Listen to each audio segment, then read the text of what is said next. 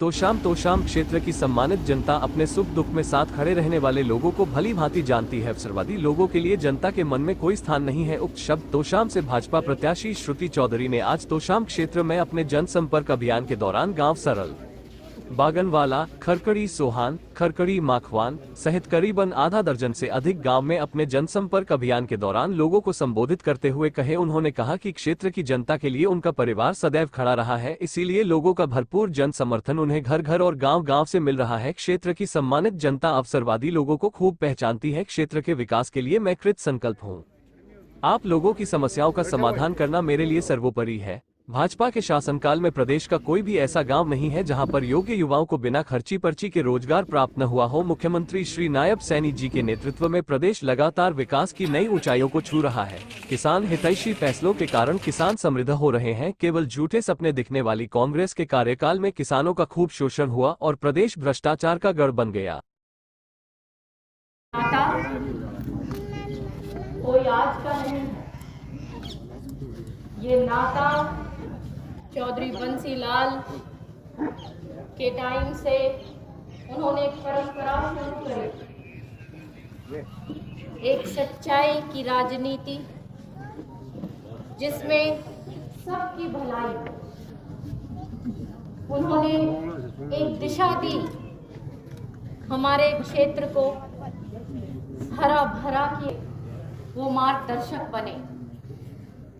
विकास पुरुष के रूप में उनको आज गर्व से हम सब याद करते हैं। सुरेंद्र सिंह जी आपके अपने बीच के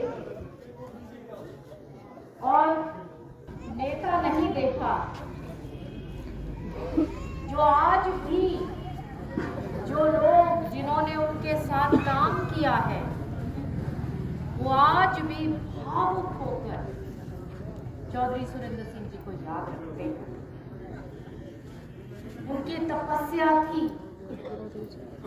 उनकी सच्चाई का ये एक प्रतीक है, उनका संघर्ष भरा जीवन का ये फल है कि उनके 20 साल 19 साल जाने के बाद भी अलग अलग प्रत्याशी अलग अलग हलकों में चौधरी सुरेंद्र सिंह और चौधरी बंसीलाल की फोटो लगाते हैं और उनके नाम पर वोट मांगते हैं।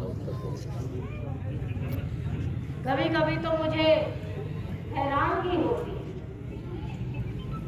ऐसे ऐसे लोग भी उनके नाम पर वोट मांगते हैं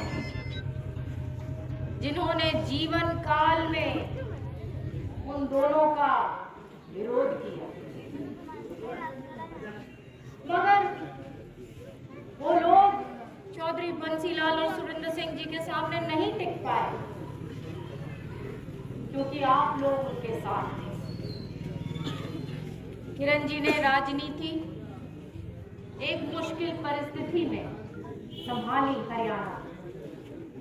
उनके सामने बहुत बड़ी चुनौती थी, केवल एक हल्के का काम नहीं था, तमाम प्रदेश भर में परिवार जैसे वर्कर जिन्होंने अपनी आत्मा हरियाणा विकास पार्टी के साइकिल यात्राएं निकाली थी फतेहाबाद में, यमुनानगर, और ये वो हल्का है जब 77 में कांग्रेस के विरोध एक भारी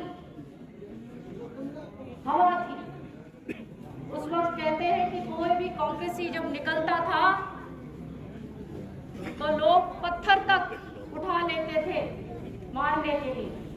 आपने मेरे बड़े बुजुर्गों ने देखा होगा वो हाल, मैं तो 2 साल की थी, लेकिन आप लोगों ने चौधरी सुरेंद्र सिंह जी को इंडिपेंडेंट जिताया। उसके बाद कांग्रेस में रहकर आपने चौधरी बंसीलाल और सुरेंद्र सिंह जी को मजबूती दी।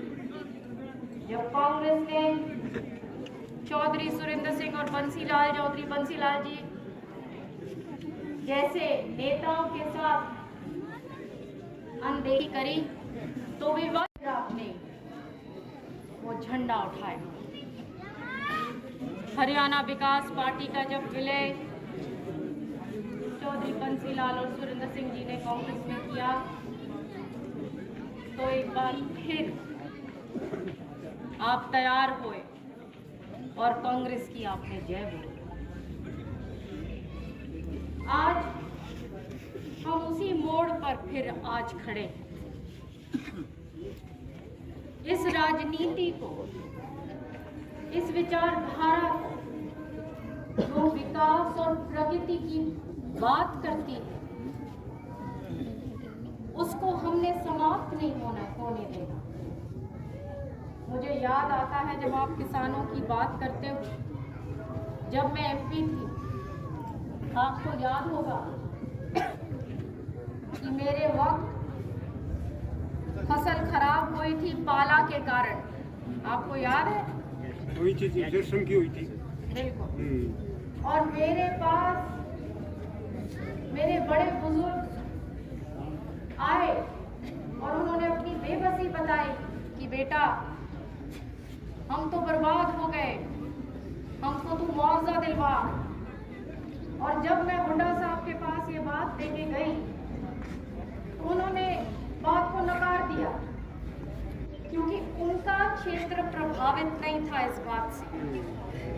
सिर्फ दक्षिण हरियाणा के किसान प्रभावित थे जहाँ पे 0 का तापमान जाता।